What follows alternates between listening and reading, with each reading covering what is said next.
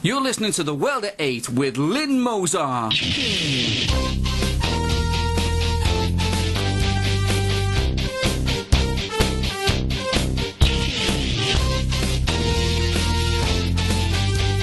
World at 8, the number one in nationalist news. Highlights of the news today, Friday the 18th of May. Thieves steal bronze memorial plaque in Cheshire. Yet another illegal kills British father on road. Euronews, not from Nick Griffin, but from the Belly of Hampshire. Israel goes into lockdown mode against Iran. China's most wanted, finally behind bars. Thought for the day, a short text on Afghanistan. UK News. Metal thieves have stolen a memorial plaque made of bronze in memory of the children killed by the IRA when a bomb was put in a bin near a toy store in the centre of Warrington, Cheshire, in 1993. The plaque was to remember the children killed by the IRA, Jonathan Ball, aged just 3 years old, and Tim Parry, aged just 12. Children were out buying flowers and cards that Saturday morning, the day before Mother's Day. The cowardly IRA attack also injured 54 other innocent people in Warrington that day.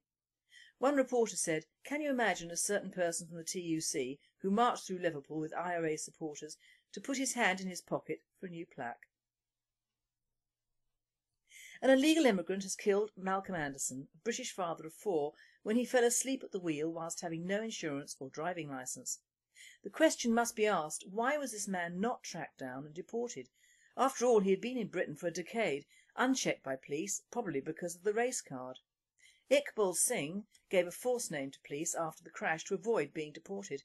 He almost killed the rest of Mr Anderson's family, who were travelling in another car on the M6 near Coventry. Mr Anderson's son, aged 13, was injured along with his wife. The illegal immigrant only got 2 years, an outrage and an insult to a great man who had a beautiful wife and children. The family was travelling home from the wedding of Mr Anderson's niece. The border agency is to blame in the eyes of the public.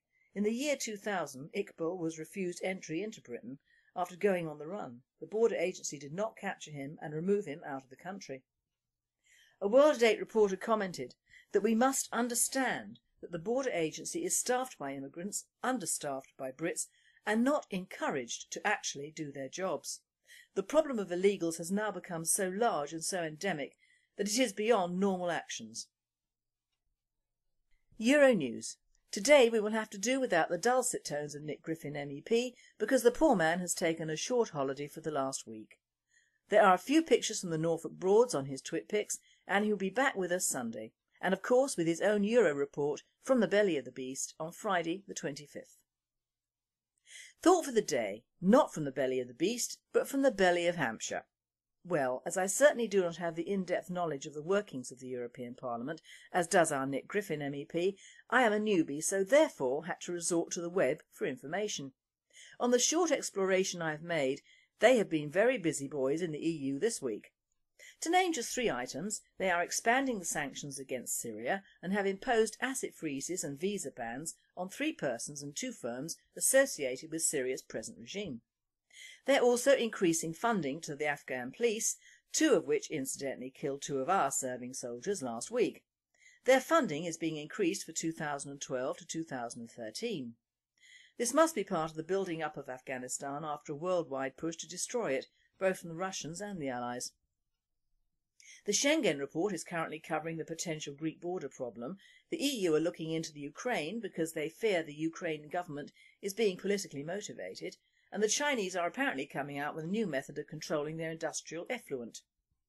It would seem that the EU doesn't just reach out and control Europe. It has a worldwide network and puts its pudgy little fingers in everyone's pie. I had no idea of the web that surrounds Merkel and the Illuminati of the European Circle. No wonder the EU needs so many thousands of people to impose their ideas on the rest of the world. Nick Griffin was right when he commented on the thousands of meetings, committees and interests and the general lack of time allowed to actually comment on exactly what is going on. It would be an impossible task to know who and what is passing whatever and for whose benefit, but I think we all know the answer to the last sentence. It is for theirs, the Union of Merkel, and they are legion. World News. Israel is being described as going into lockdown mode by the West over Iran. Israel, who has nuclear warheads, is against Iran having nuclear missiles and may use a preemptive strike against Iran. Although the attack would be conventional, it could cost thousands of lives. Iran is trying to build a nuclear power station for electricity, it claims. Israel is about to decide when to attack, some sources have claimed. China's most wanted criminal is finally behind bars. Li Zhangxing, a mass smuggler, bought off Chinese officials in a country that is rife with corruption.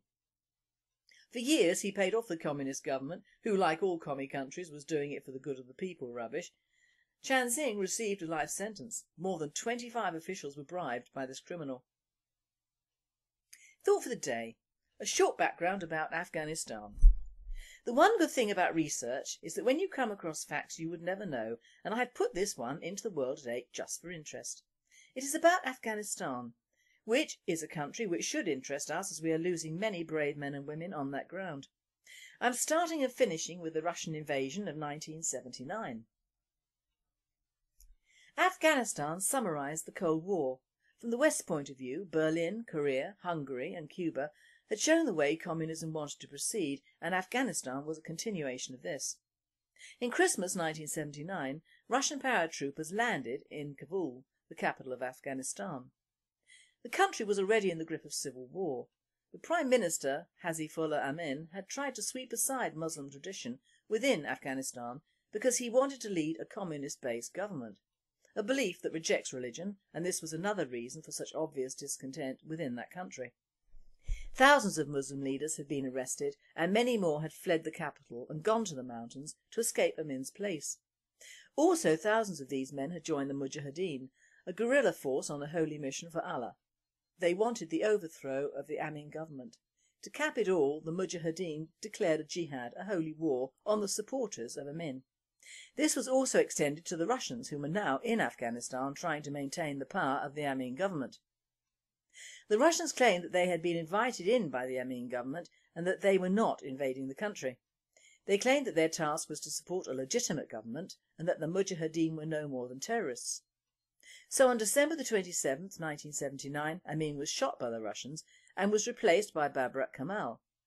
Most of the Afghan soldiers had deserted to the Mujahideen, and Kemal needed the 85,000 Russian soldiers to keep him in power. The Russians resorted to using napalm, poison gas and helicopter gunships against the Mujahideen, but they experienced exactly the same military scenario the Americans had done in Vietnam. It would appear that this reasoning has stuck throughout the 90s, the fall of the Berlin Wall and well into the 21st century. This war-torn country has involved soldiers of every religious persuasion and many ethnic groups. It has brought misery on any nation who has, whether wittingly or unwittingly, become enmeshed in its coils. Any nation or country with a strong inherited religious culture like Afghanistan, who deviates towards communism or indeed democracy, is doomed to failure and death. In the Islamic calendar it is the year 1433, and that says it all. The Muslim nation, and I mean the vast hordes of colonists every country in Europe, Asia and the rest of the world contain, are so busy buying up other countries that they have failed to grow past feudalism. If it were not for oil, they would be back in the Dark Ages, and for all the democratic protests throughout the Middle East, they have reduced themselves and these countries to war zones of an intensity that only Muslim fundamentalists seem to attain. Ignoring the people and the land and adhering to a strict and unforgiving religion, they prove that this is not the way forward for peoples of a non-Muslim heritage. The British colonials had trouble with the Afghani people, and this cycle of war has gone on long enough. The world needs to leave them alone. They do not need democracy there, and despite the witterings of a few greedy Afghani and Pakistani politicians who make all the right noises to get more funding, most of the indigenous people there do not want democracy. They want a Muslim fundamentalist state. It is us in Europe and elsewhere that practice the two-faced politics of today. We stop Muslims having their own way in their own countries and encourage them to have their culture in countries which are not their own. A dichotomy, and a dangerous one. And finally, an 83-year-old British man named as Nicholas Grace has become the oldest man alive in Britain to kindly give away one of his perfectly healthy kidneys. The kind-hearted man donated his kidneys to save the life of a complete stranger. He has to be one of the most courageous and generous men this country has ever had. I will second that. You have been listening to The World at 8. I am Lynn Mozart, and the team of Radio Britain and I wish you all a very happy and safe weekend.